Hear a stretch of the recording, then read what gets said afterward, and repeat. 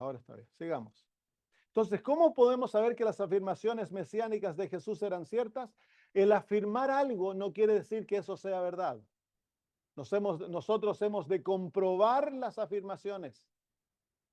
En Lucas capítulo 24, versículo 27, el Señor Jesús nos muestra qué evidencia Él usó para comprobar que Él era el Mesías. Dice, entonces Él les dijo, oh insensatos y tardos de corazón para creer todo lo que los profetas han dicho. ¿No era necesario que el Cristo padeciera estas cosas y que entrara en su gloria? Y comenzando desde Moisés y de todos los profetas, les declaró en todas las escrituras lo concerniente a él. ¿Cuál era la evidencia de Jesús? Las profecías del Antiguo Testamento. Jesús señaló a los escritos del Antiguo Testamento como la prueba que Él era el Mesías. Entonces nosotros podemos ir e investigar aquellas pruebas, ¿no? Podemos investigar la evidencia. Jesús es el Mesías porque la profecía lo prueba. Cuando uno estudia las profecías mesiánicas, hay más de 300 grupos de profecías que profetizaban todo aspecto de la vida del Mesías, todo. Y para que una persona pudiese ser el verdadero Mesías, debían ellos cumplir todas aquellas profecías. Por supuesto, hoy no tenemos el tiempo de estudiarlas, vamos a estudiar las más grandes, las más importantes. Pero la única persona en la historia que ha cumplido todas aquellas profecías es Cristo Jesús. La profecía predijo todos los aspectos de la vida de Jesús, todo, desde su nacimiento, desde su concepción hasta su ascensión, todo estuvo predicho. Así que vamos a hacer trabajo de investigación, como lo hemos estado haciendo todas las noches. Espero que hayan traído papel y tomar notas, porque les voy a dar bastantes textos y quiero que los revisen nuevamente en la casa. Comencemos entonces con las profecías en cuanto a su identidad y nacimiento. La primera se encuentra en Isaías capítulo 9, versículo 6, escrita 700 años antes del nacimiento de Jesús. Porque un niño nos es dado, porque un niño nos es nacido, hijo nos es dado, y el principado será sobre su hombro, y se llamará su nombre admirable, consejero, Dios fuerte, Padre eterno, príncipe de paz. Aquí en esta profecía se nos muestra la doble naturaleza del Mesías. Él iba a ser nuestro niño, él iba a ser nuestro hijo, iba a ser un ser humano, pero a la misma vez su nombre, su verdadero carácter, él iba a ser Dios fuerte y Padre eterno. Así que el Mesías iba a ser Dios y hombre a la misma vez. En Miqueas capítulo 5, versículo 12 nos dice, pero tú, Belén Éfrata, aunque eres pequeña entre los millares de Judá, de ti me saldrá el que será Señor en Israel, y sus salidas han sido desde el principio de la eternidad. Así que aquí se muestra el lugar donde él iba a nacer. Él iba a nacer en Israel, en la tribu de Judá, y en Judá, en el pueblo de Belén. Así que de todos los países que existían en aquel tiempo, Dios escogió a Israel. De todas las tribus de Israel, Dios escogió a Judá. De todos los pueblos y ciudades en Judá, Dios escogió a Belén. Así que el verdadero Mesías debía nacer ¿dónde? En Israel. Si el Mesías naciera en Líbano, ya no era el Mesías. De todas las tribus de Israel, el Mesías debía nacer en Judá. Si él nacía en Benjamín, ya no era el Mesías. Y de todas las ciudades de Judá debía nacer en Belén. Si nacía en Jerusalén, ya no era el Mesías. ¿Se dan cuenta cuán específica la profecía es? Y Jeremías 23 nos dice, versículos 5 y 6, he aquí que vienen días, dice Jehová, en los cuales levantaré a David un renuevo justo, y un rey reinará y prosperará y hará juicio y justicia en la tierra. En sus días será salvo Judá e Israel habitará seguro, y este es su nombre por el cual será llamado Jehová, justicia nuestra. Así que aquí se nos muestra que de todas las familias de Belén, ¿cuál era la familia que a través de la cual el Mesías iba a venir? La familia del rey David. La familia del rey David. Así que es bien específico. Si nacía en la familia de Juan, ya no era el Mesías. Y en cada uno de los versículos que hemos leído se habla de la noble naturaleza del Mesías. Se fijan aquí que es hijo de David y sin embargo él es Jehová, justicia nuestra. Así que es hombre y Dios a la misma vez. Ok, repasemos. ¿Dónde va a nacer él? En Israel.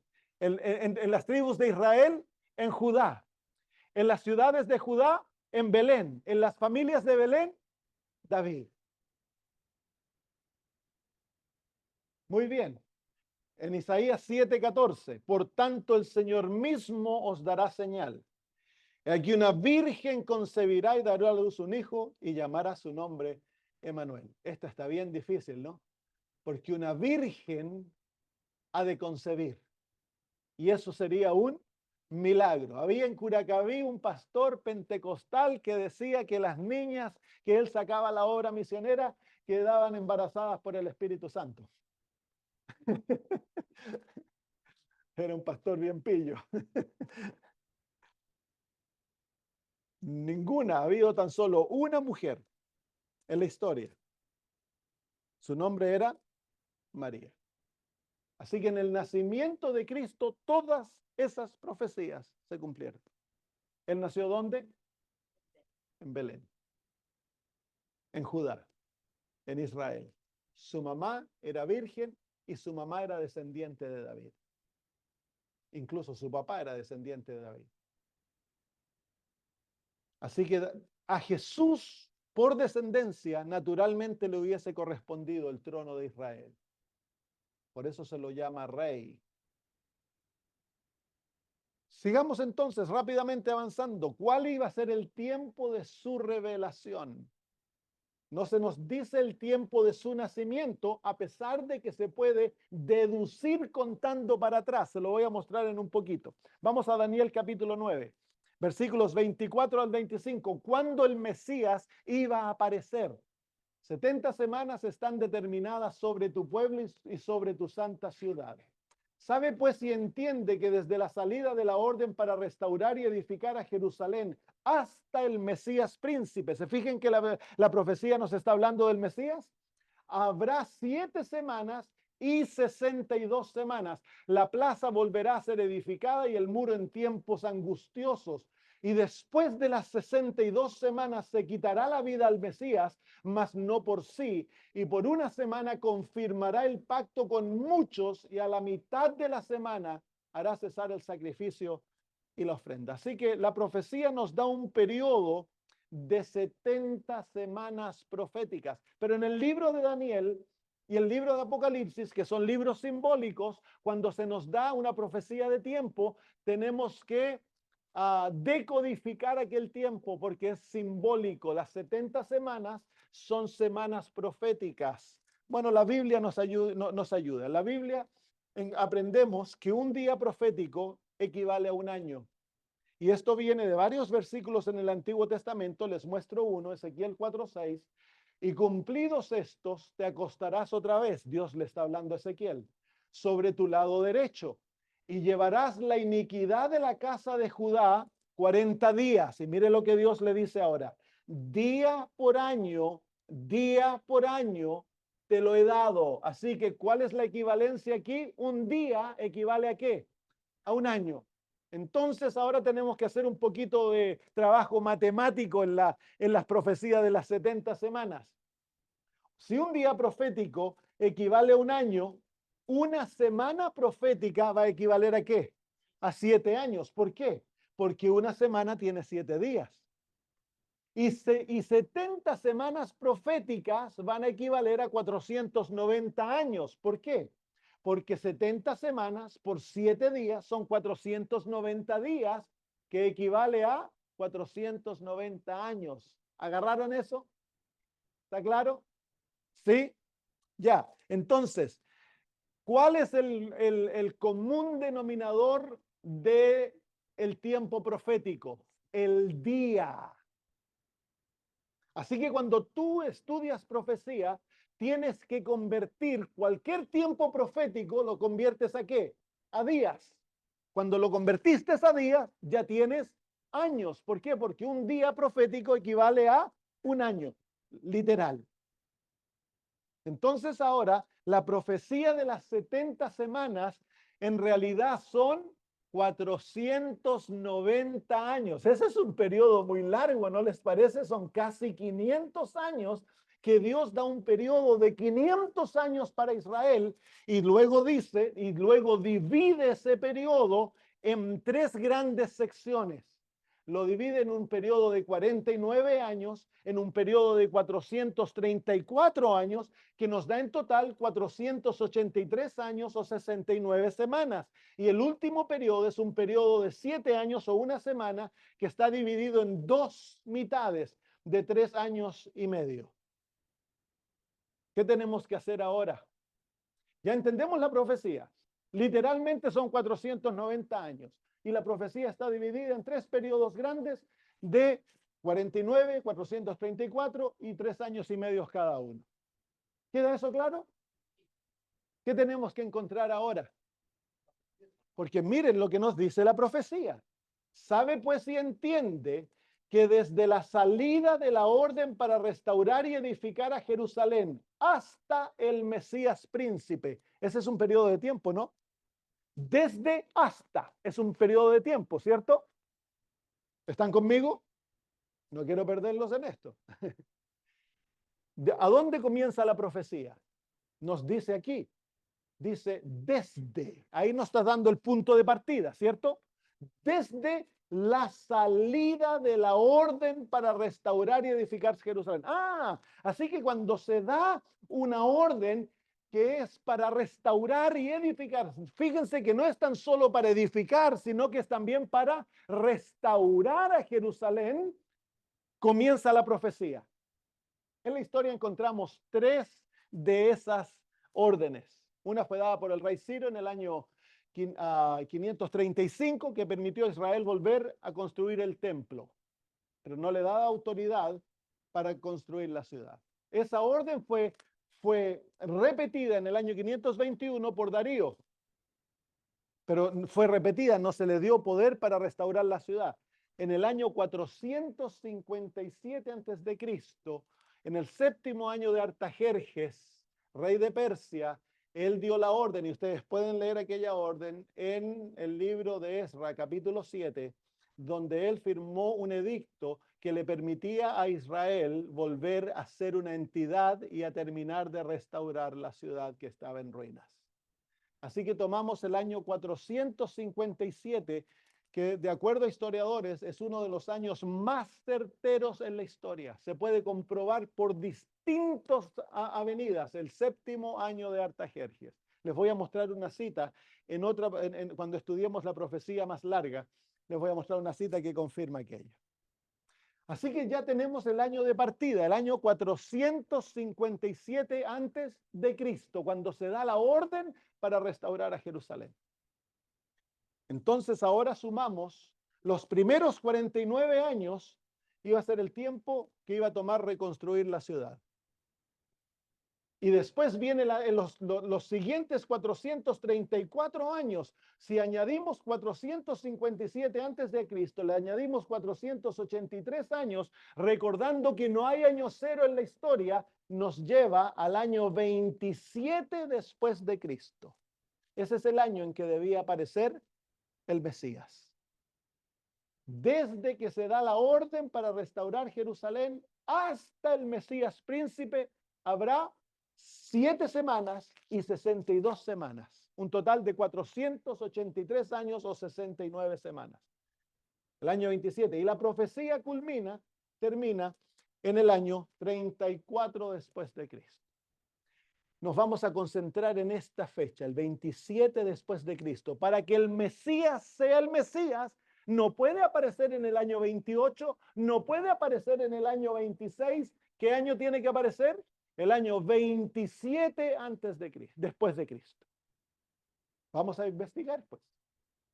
La palabra Mesías es la palabra hebrea o la palabra, la vamos a dejar como hebrea, no me acuerdo la otra palabra. Equivale al griego Cristo y ambas significan ungido. ¿Qué significa la palabra Mesías o Cristo? Ungido. Y leemos en el libro de Hechos, capítulo 10, versículo 38, como Dios ungió a Jesús de Nazaret con el Espíritu Santo y con poder, el cual anduvo haciendo el bien y sanando a todos los oprimidos del diablo, porque Dios estaba con él. ¿Cómo fue ungido Jesús? Cuando Jesús recibió el Espíritu Santo, él fue ungido por Dios. Fue ungido como ¿quién? Como el Mesías. ¿Cuándo fue ungido Jesús? Se nos dice en el libro de Lucas, capítulo 3, versículos 1 al 2. Y en el año 15 del imperio de Tiberio César, ese es el año 27 después de Cristo, siendo gobernador de Judea Poncio Pilato y Herodes tetrarca de Galilea y su hermano Felipe tetrarca de Iturea y de la provincia de Traconite y Lisanias tetrarca de Abilinia, siendo sumos sacerdotes Anás y Caifás, vino palabra de Dios a Juan, hijo de Zacarías, en el desierto. ¿En qué año comienza Juan a testificar? Es llamado en el año 15 del imperio de Tiberio César. Es el año 27 después de Cristo. ¿Y qué pasa ese año? Miren lo que nos dice la Biblia. Lucas 3, 21 al 22. Y aconteció que cuando todo el pueblo se bautizaba, también Jesús fue bautizado. Y orando, el cielo se abrió y descendió el Espíritu Santo sobre él en forma corporal como paloma. Y vino una voz del cielo que decía: tú eres mi Hijo amado, en ti tengo complacencia. ¿En qué año Jesús fue ungido como el Mesías? En el año 27 después de Cristo, exacto como la profecía lo decía. Ahora, ¿se sabía el año en que él iba a nacer entonces? La profecía no indica un año exacto, pero al estudiar los sistemas del Antiguo Testamento, especialmente el santuario, uno puede ver de que el sumo sacerdote era símbolo del Mesías. ¿Y saben ustedes a qué edad comenzaba el sumo sacerdote? ¿A qué edad él era ungido para comenzar su ministerio? A los 30 años de edad. ¿Qué edad tenía Cristo cuando fue ungido? 30 años.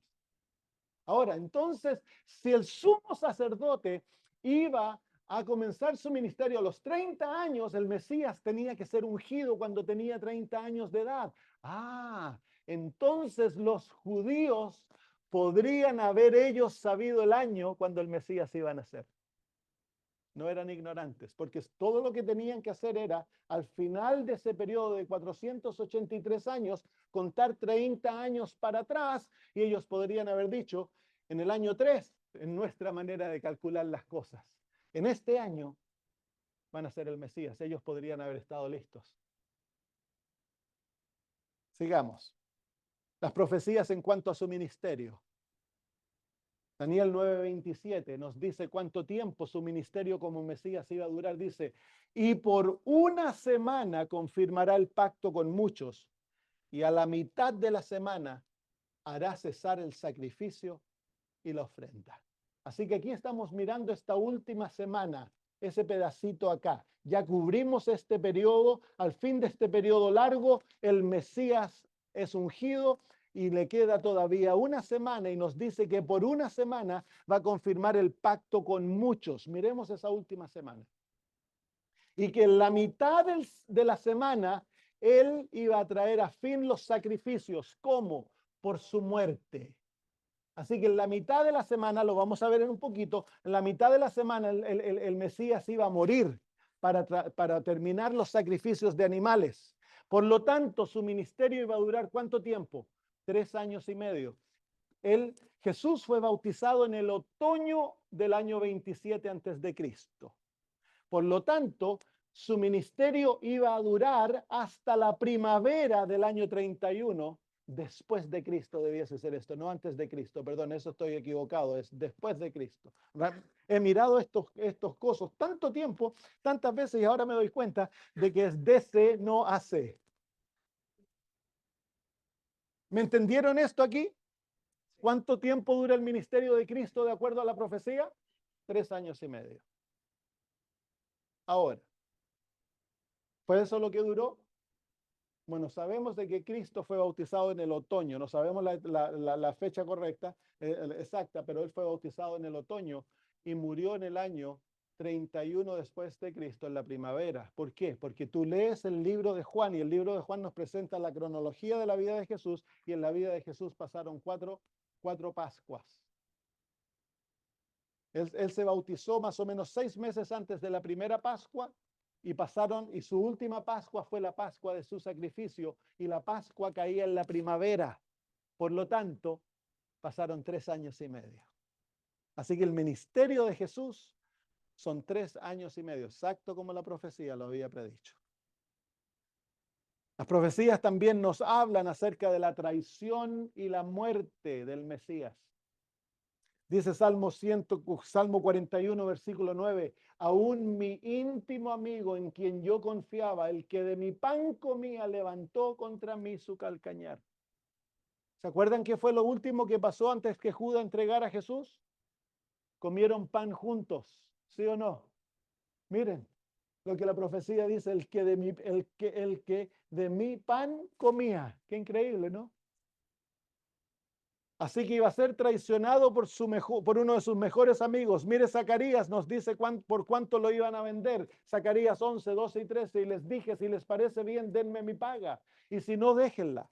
Y pesaron como mi salario 30 monedas de plata. Entonces el Señor me dijo, arrójalo al alfarero ese magnífico precio con que me valoraron. Tomé pues las 30 monedas de plata y las arrojé al alfarero en la casa del Señor.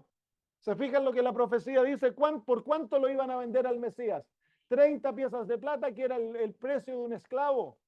¿Y qué se iba a hacer con ese dinero? Iba a ser arrojado en la casa del Señor para el alfarero.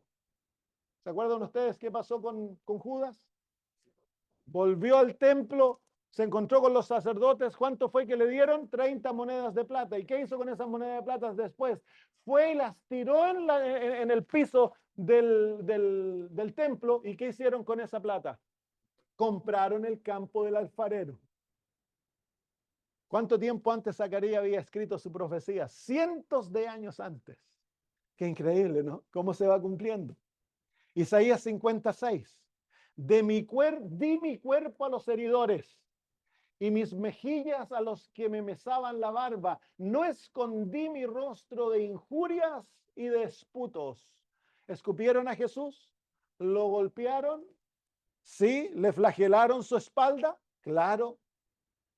Miren Salmos 22. Si ustedes quieren leer el Salmo 22, tarea para la casa, léanlo. El Salmo 22 presenta la crucifixión de Cristo 1000 años antes que él fuese crucificado y da detalles específicos, incluso palabras que se iban a hablar durante su crucifixión. Miren, porque perros me han rodeado, me han cercado cuadrillas de malignos.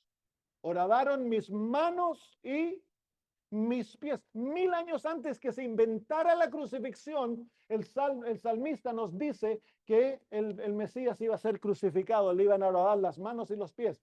Contar puedo todos mis huesos, sus huesos no iban a ser quebrantados. Ellos me miran y me observan. Repartieron entre sí mis vestiduras y sobre mi ropa echaron suertes. ¿Fue eso lo que pasó en la crucifixión, sí o no? Ahí está, 1000 años antes. Sigamos, vamos viendo para atrás. Estoy derramado como aguas y todos mis huesos se descoyuntaron. Mi corazón es como cera, derretido en medio de mis entrañas. Aquí nos dice cuál fue el resultado cuando a él lo flagelaron. El látigo romano era hecho de pedazos de cuero y al final tenía una bola de plomo. Y la bola de plomo tenía garfios añadidas a ella.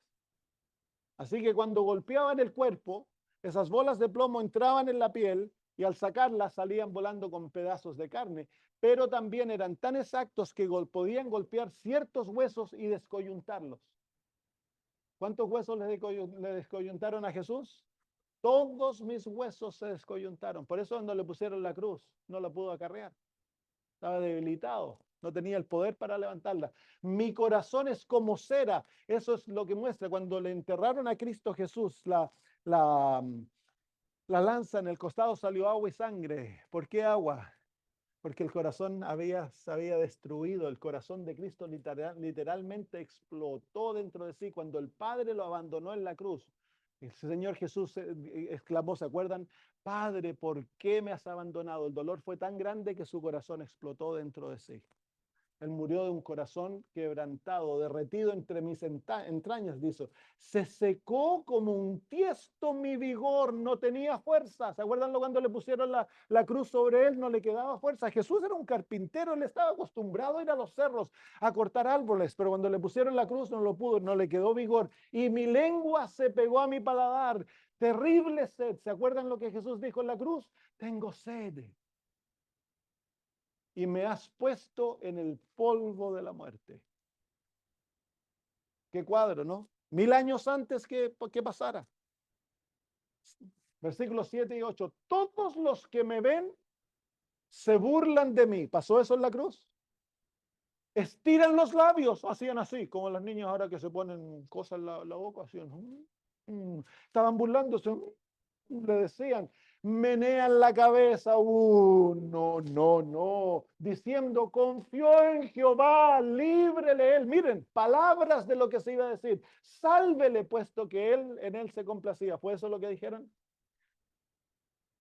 Miren el versículo 1, este es lo más impresionante. Dice, Dios mío, ¿por qué me has abandonado? Así comienza el Salmo.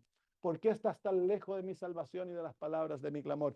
Muestra el dolor en el alma de Cristo al llegar a ser nuestro sustituto y al recibir el pecado de todo ser humano.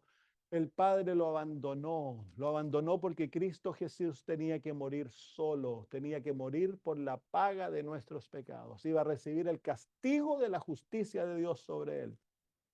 Pero las palabras, Dios mío, ¿por qué me has desamparado? ¿Se acuerdan cuando Cristo Jesús antes de morir, Mateo 27:46, mire lo que dijo? Y cerca de la hora novena, ¿cuál hora? Novena, mantengan esa hora. Jesús exclamó a gran voz diciendo, Dios mío, ¿por qué me has abandonado? Wow, ¿es Jesús el Mesías? Claro que sí. ¿Cómo murió? Con las manos y los pies horadados, abandonado. Lo golpearon, lo escupieron, lo flagelaron, sus huesos fueron descoyuntados, su corazón se rompió, se burlaron de él. Todo lo que la profecía había dicho, Cristo Jesús lo cumplió todo, todo. Por eso creemos que Jesús es el Mesías.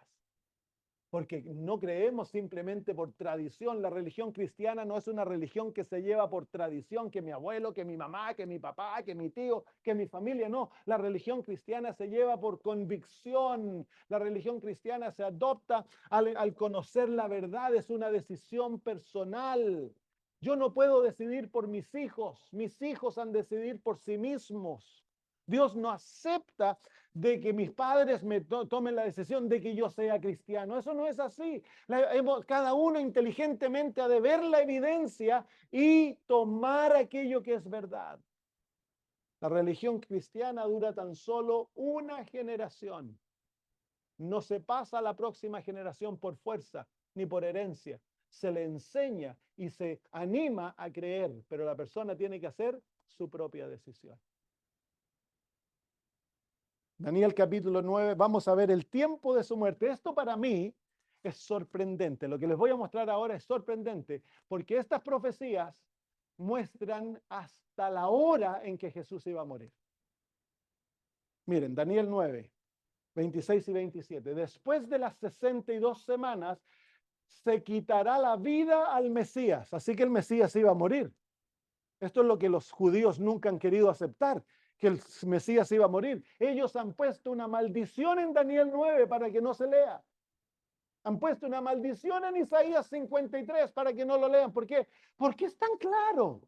El Mesías iba a morir, dice, y por una semana confirmará el pacto con muchos y a la mitad de la semana, ¿cuándo iba a morir? A la mitad de la semana hará cesar el sacrificio y la ofrenda. Con la muerte de Jesús, el sistema sacrificial del Antiguo Testamento iba a llegar a su fin, porque aquellos sacrificios eran simbólicos, apuntaban al futuro cuando el Mesías viniera. ¿Cuándo iba a morir el Mesías? En la mitad de la semana. ¿Cuándo es la mitad de la semana? El año 31, en la primavera, era el momento en que él iba a la muerte, su muerte, iba a traer a fin el sacrificio y las ofrendas. Pero va más aún. Recuerden, ¿qué año? Aquí se nos está dando el año. Ya descubrimos el año. ¿En qué época del año? En la primavera. Sigamos. Isaías 53:7, hablando del Mesías, dice, angustiado él y afligido no abrió su boca. Miren ahora cómo, a qué se lo compara él. Como cordero fue llevado al matadero y como oveja delante de sus trasquiladores, enmudeció y no abrió su boca. ¿A qué animal se lo iguala a él? Al cordero y a la oveja. Ahora, en el sistema sacrificial judío se podían sacrificar becerros, se podían sacrificar ovejas, se podían sacrificar cabritos y se podían sacrificar pájaros, aves. ¿Por qué en este versículo específicamente se usa el símbolo del cordero y de la oveja? Porque había una fiesta durante las fiestas judías que estaba específicamente centrado en el cordero. ¿Cuál era esa fiesta? La Pascua. La Pascua era la fiesta, sobre todas las fiestas. Los judíos tenían 7 fiestas y aquellas 7 fiestas, lo vamos a ver en otra presentación, eran proféticas. Mostraban el avance del plan de la redención y la Pascua es la fiesta que comienza el plan de la redención. Y en el corazón de la Pascua estaba el sacrificio de un cordero. ¿Cuándo ocurría la Pascua? El Nuevo Testamento llama a Cristo Jesús nuestra Pascua. Miren, Levíticos 23:5. En el mes primero, que era el mes de Abib, el día 14 del mes, entre las 2 tardes, Pascua es de Jehová. Ahí era cuando se sacrificaba la Pascua. Sí que aquí se nos está diciendo el mes, el día y la hora cuando Cristo iba a ser crucificado, cuando él iba a morir. ¿Cuál era el año? ¿Cuál era el año?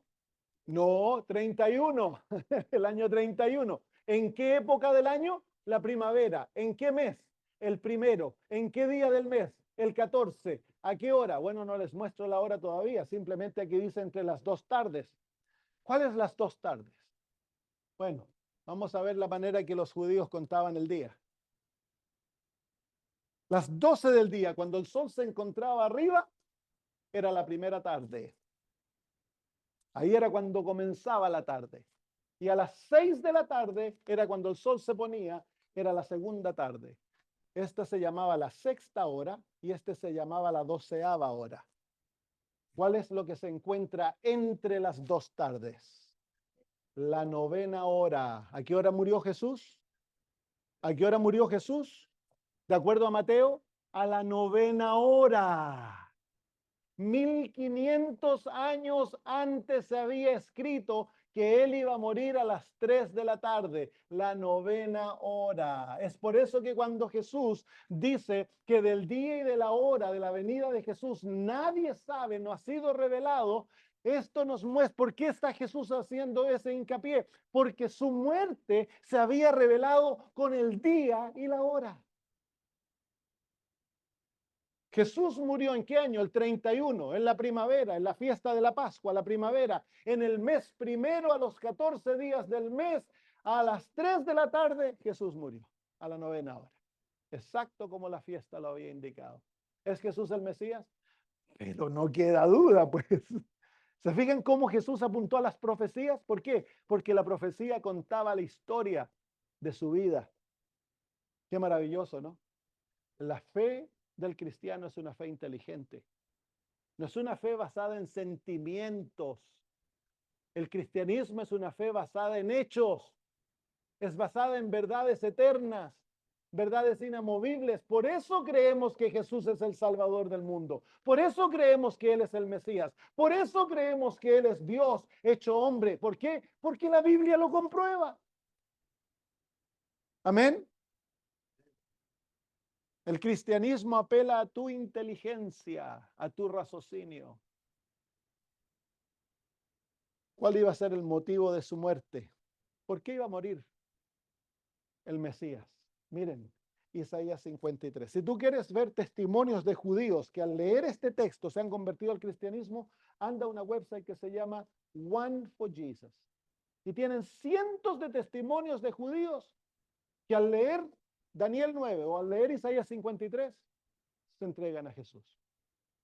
Miren, ciertamente Él llevó nuestras enfermedades y sufrió nuestros dolores. Este era el texto que iba leyendo el etíope cuando se encontró con Felipe. ¿Se acuerdan?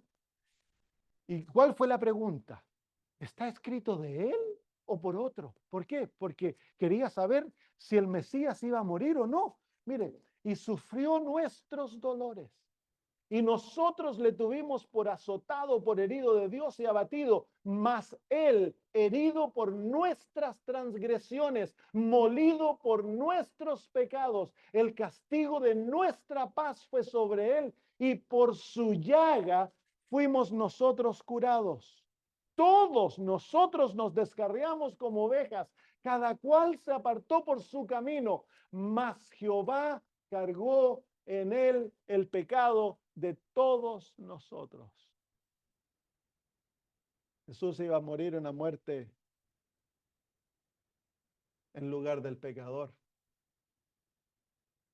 Todos han pecado, por tanto todos merecen la muerte. ¿Cuál es la paga del pecado?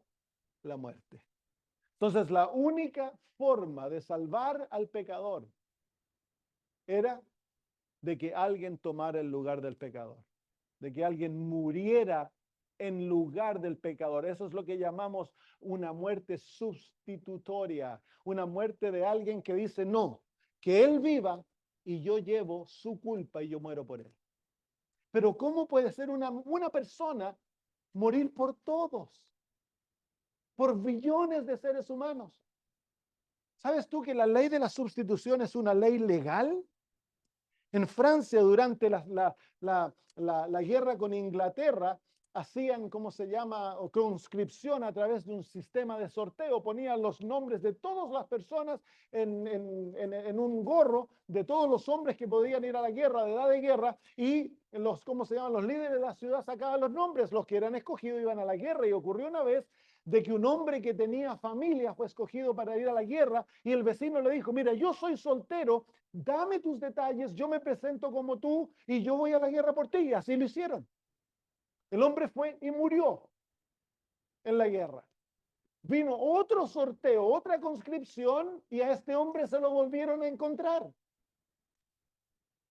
Entonces, él fue a las autoridades y le dijo, yo no puedo ir a la guerra porque yo ya morí. Es, ¿cómo que moriste si aquí te estamos viendo? Le dice, estás volviéndote loco. No, no, no, no. Vayan a ver los récords y ustedes van a ver que yo morí. Fueron y claro, ahí estaba su nombre, su dirección, todo, que él había muerto. Entonces ahora ellos volvieron diciendo, ¿cómo es esto? Y él les contó la historia. Mi amigo fue mi sustituto, él tomó mi lugar y fue por mí. Por lo tanto, yo ya no voy a la guerra porque uno fue en mi lugar. Entonces no supieron qué hacer y el caso llegó hasta Napoleón Bonaparte. Y Napoleón Bonaparte juzgó y dijo, él está correcto. Él ha muerto en la persona de su sustituto. Por lo tanto, ya no puede ir más a la guerra. El caso del sustituto, esa es una ley divina. Dios creó esa ley. Y aquí vemos que el Dios del universo, el creador, todos nosotros venimos de Jesús. Por lo tanto, la vida de Jesús vale la vida de todos nosotros. Qué maravilloso, ¿no les parece? Él voluntariamente escogió darse por nosotros, a Él no se lo obligó. Y al escogerlo, llegó a ser humano y como ser humano se le cargaron sobre Él todas nuestras cuitas, todos nuestros dolores, todas nuestras enfermedades, todos nuestros pecados, todo lo que hemos padecido como raza, le fue cargado a Él. Yo muy seguido medito en esto, porque hay cantidad de horas que uno puede pasar pensando en el dolor que Él llevó. ¿Cómo debe haber sido crujido cuando el pecado de toda la raza humana en el jardín del Getsemaní fue cargado sobre Él? Imagínate, el pecado, la maldad, la culpa. Si el pecado causa dolor a nosotros, el pecado causa dolor, el pecado causa oscuridad, el pecado causa confusión, el pecado causa culpa, ¿sí o no? Cuando pecamos, esa es la manera que nos sentimos. Imagínate, el pecado de todo ser humano es cargado sobre Cristo. Dice el apóstol Pablo en 2 Corintios 5:21 que Él fue hecho pecado por nosotros. El Dios del cielo fue hecho pecado por nosotros. Fue desfigurado, lo escupimos, lo pateamos, lo flagelamos, lo acusamos falsamente y Él lo llevó todo pacientemente. ¿Por qué? Porque era nuestro sustituto. Tú y yo debimos haber muerto, pero Jehová se deleitó en cargarlo a Él y castigarlo a Él para que tú y yo pudiésemos ser salvos. Qué maravilloso, ¿no te parece? Qué Jesús que tenemos. Qué Salvador maravilloso que tenemos. ¿No te parece que en vez de que alguien nos estuviera convenciendo para aceptar a Jesús, nosotros debiéramos correr a Cristo Jesús, debiéramos amarle con todo el alma, debiésemos dedicar nuestra vida a hacer su voluntad, a entregarnos voluntariamente? ¿Por qué? Porque eso es lo que hizo Él por mí. Nadie tuvo que empujarlo, nadie tuvo que convencerlo, pero a nosotros es como, bueno, Jesús, esto de Jesús, yo no sé. Queridos amigos, es lo más maravilloso que puede ocurrir, el darle nuestra vida a Jesús.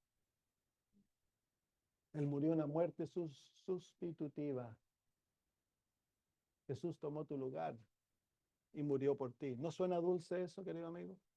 Que en los días de la eternidad Jesús pensó en ti. Y si tú hubieses sido la única persona que alguna vez le hubiera dado su vida a Cristo por su muerte, Él habría venido a morir por ti. Qué maravilloso, ¿no? Qué Dios más maravilloso tenemos. Pero no, la historia de Cristo no culmina en la cruz. Las profecías nos muestran su entierro y su resurrección. Dice en el libro de Isaías 53:9, y se dispuso con los impíos su sepultura.